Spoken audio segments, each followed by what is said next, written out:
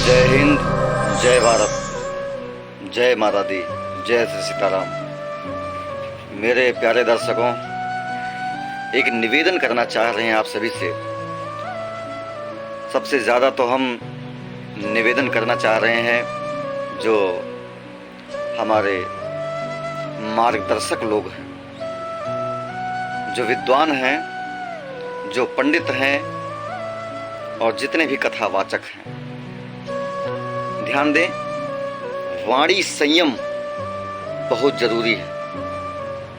आप कितनों बड़े विद्वान हो गए हो, मगर आपके वाणी पर अगर संयम नहीं है, हाँ, क्या बोलते हो इसका विचार नहीं है, तो आप भीतर से कितनों अच्छे हो, लेकिन अगर आपकी वाणी, आपका जुबान आपका ही साथ नहीं दे रहा है, तो आप पढ़े लिखे विद्वान नहीं, मूर्ख हो। हाँ, जिसके पास ना तो सभ्यता है और ना आचार विचार है।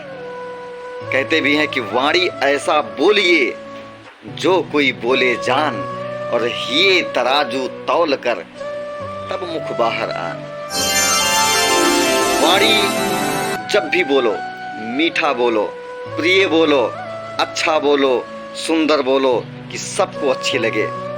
हाँ, कहते हैं समय सुहावन गारी बिराजा। हाँ, समय समय पर गाली भी अच्छी लगती है, लेकिन कुसमय अगर आप गाली देंगे तो ये बहुत खराब लगता है। इसका प्रतिफल क्या होगा शायद आप सोच नहीं सकते हैं। इसलिए जिस मंच पर आप बैठे हैं वो कोई मामूली मंच नहीं है। हाँ, व्यासाय विष्णु रूपाय व्यास रूपाय विष्णवे नमो वै ब्रह्मनिधये वासिष्ठाय नमो नमः। हाँ, बहुत बड़ा मंच है मेरे प्यारे। इसलिए सदैव वाणी संयम, आत्म संयम के साथ कम बोलो, कम से कम बोलने का प्रयास करो, लेकिन बहुत ठोस, बहुत मजबूत और अच्छा बोलो कि सबको अच्छा लगे।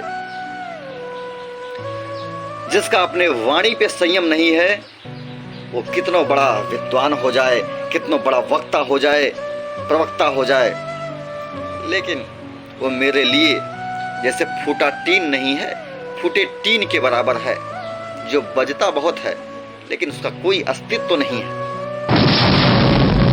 आप लाख बात सही बोले हो, लेकिन दो चार बात अगर आपके मुख से कहीं अभद्र निकल गया, गलत निकल गया, तो आप, चूंकि आप मार्गदर्शक हैं, आप समाज के आईना हैं, समाज आपसे कुछ शिक्षा लेती है, और आप ही कहीं ना कहीं अगर संयमित नहीं रहेंगे तो समाज कैसे संयमित रहेगा मेरे प्यारे। इसलिए बहुत सोच समझ करके बोलें, प्रिय बोलें, मधुर बोलें, मीठा बोलें, उसी में सब कुछ है। प्रेम से बोलने पर हम दुनिया के सारे चीज हासिल कर सकते हैं, और मेरे प्यारे गलत बोलने पर तो कुछ ऐसे भी चीज प्राप्त हो जाते हैं जिसकी आप कल्पना नहीं किए होंगे। इसलिए कम से कम में अच्छा बोलें। और माना कि कोई विद्वान के मुख से अचानक कुछ ऐसे शब्द निकल भी जाते हैं, तो अपने हम दर्शकों से प्रार्थना करते हैं उसको अपने दिल पर ना लें। जो ज़्यादा बोलता है उससे कुछ ना कुछ गलतियां हो जाती हैं।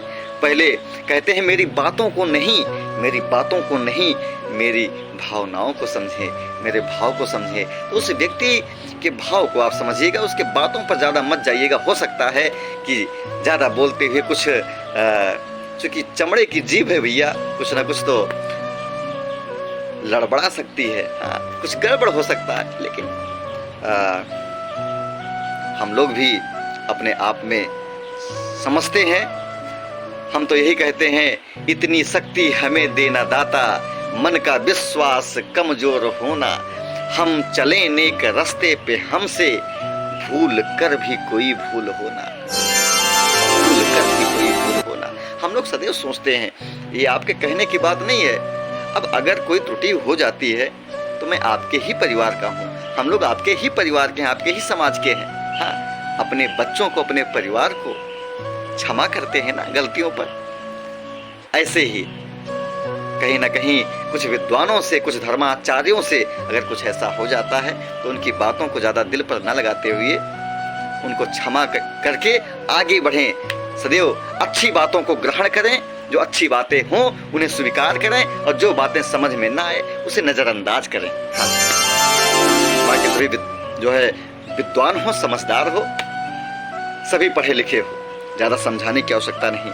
इसी के साथ मैं अपने वाणी को विराम देता हूँ। जय हिंद, जय भारत, जय माता दी, जय श्री राम।